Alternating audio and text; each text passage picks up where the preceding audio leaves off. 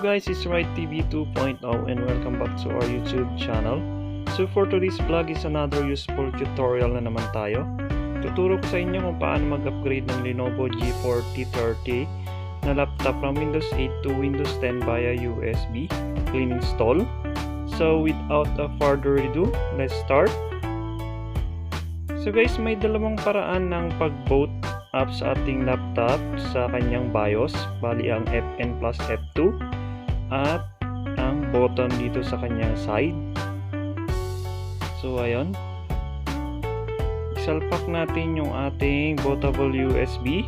So bali ang gagamitin natin na pag-boot up is yung button dito sa may side nya.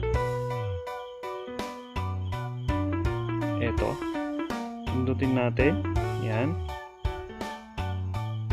And then, ayan, nag-boot up na siya. Then, punta tayo dito sa my boot menu.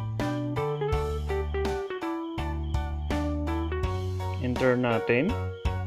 Then, piliin natin yung ating legacy USB.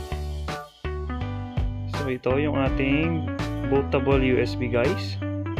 Piliin natin. Then, entayin natin siyang mag-boot.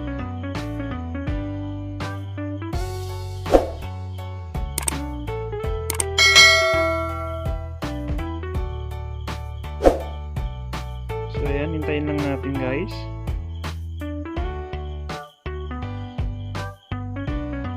Mag-i-initialize lang yan. Hintayin lang natin mag-load.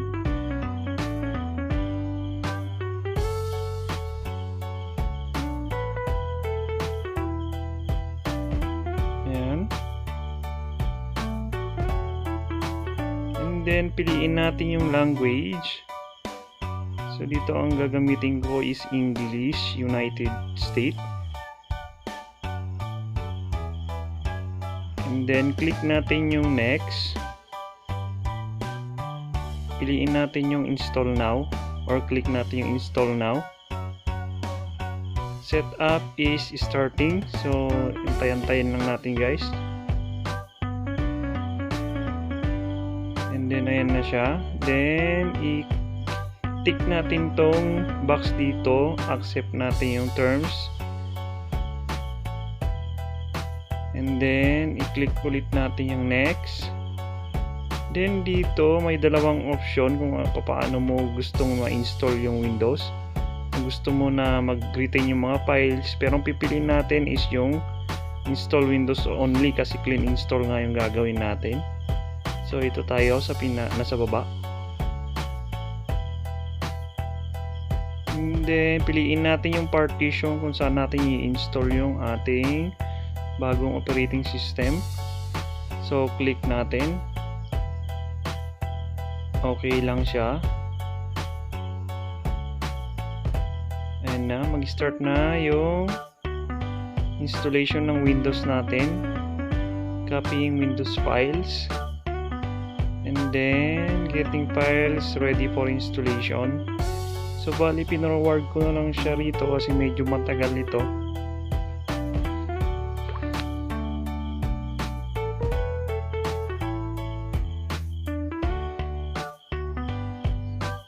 So antayin lang natin siya guys.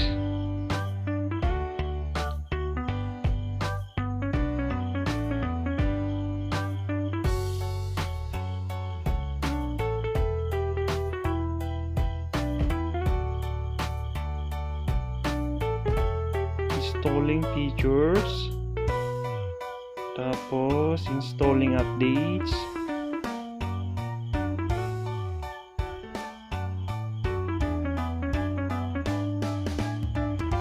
tayin lang natin siya, and then mag-restart na siya guys.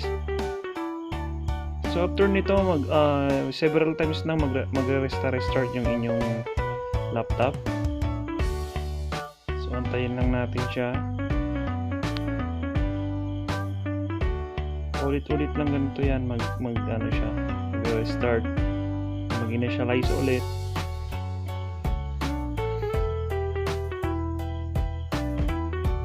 So ayan na siya, nag-starting na yung service.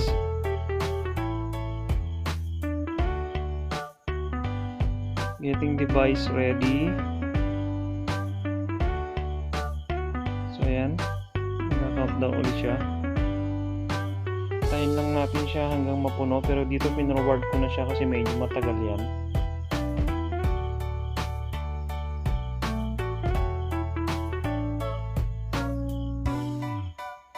So yung 100% na siya, getting ready ulit.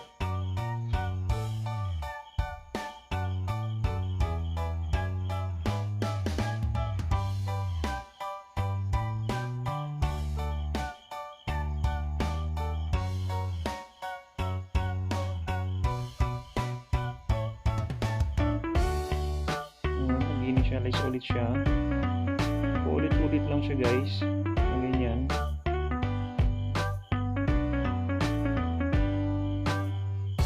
Ganyan. Just a moment. So may mga katagalan ito guys sa pag-download niya. So bari pinorward ko na lang siya para hindi siya masyadong boring.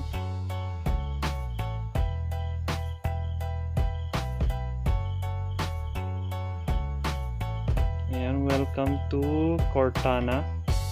So ito na yung Cortana niya. So ayan.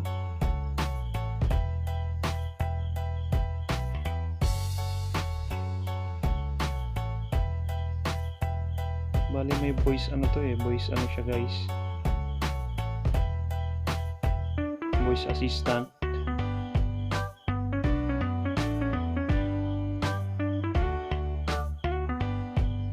Narrator, kumbaga, parang gano'n, narrator siya guys.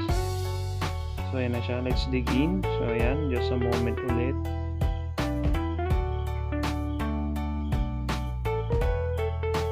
And then ayan na, piliin natin yung region. Let's start with the region. Is this correct? So, click lang natin yung yes. Ayan, just a moment ulit. Is this the right keyboard layout? So yes lang natin. US, yes. Do you want to add a second keyboard layout? Skip lang natin siya. Just a moment again.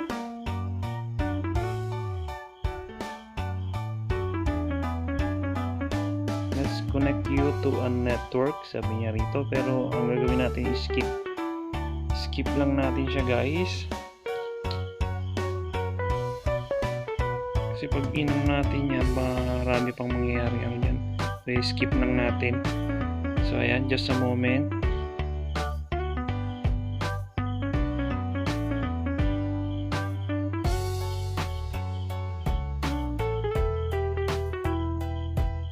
Ulit-ulit lang na ganito, just a moment.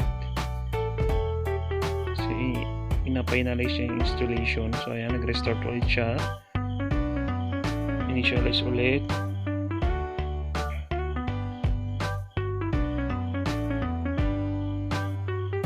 Ayan, just a moment ulit. Maraming beses na lumalabas itong just a moment.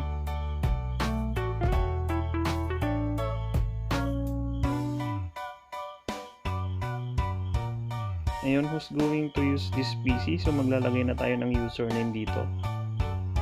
So tandaan natin yung mga nilalagay nating username at lalo na yung ating password.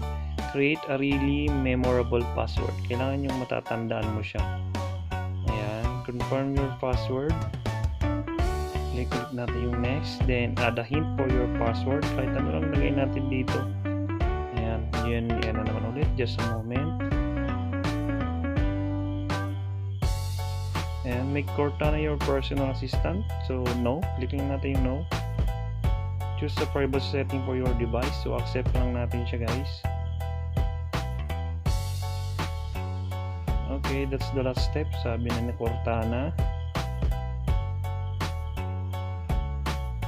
Yun, almost done. So ulit, just a moment again.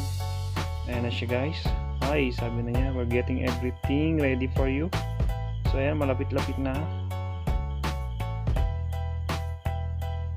This might take several minutes. So ayun nga, don't turn off your PC. So tiyagaan lang siya pag ito guys. Pag inaano nyo siya, isaksak nyo yung inyong laptop para hindi malobat. So ayan, ayun, so okay na siya guys. Ito na siya. Ito siya, Windows 10. Okay na guys. So ganun lang guys ang mag-upgrade ng Windows 10 sa inyong Lenovo laptop. So kung bago lang kayo dito sa aking YouTube channel, huwag kalimutang mag-like, subscribe at hit the notification bell para lagi kayong updated sa aking mga bagong uploads. So ayun guys, kita-kits ulit tayo next time.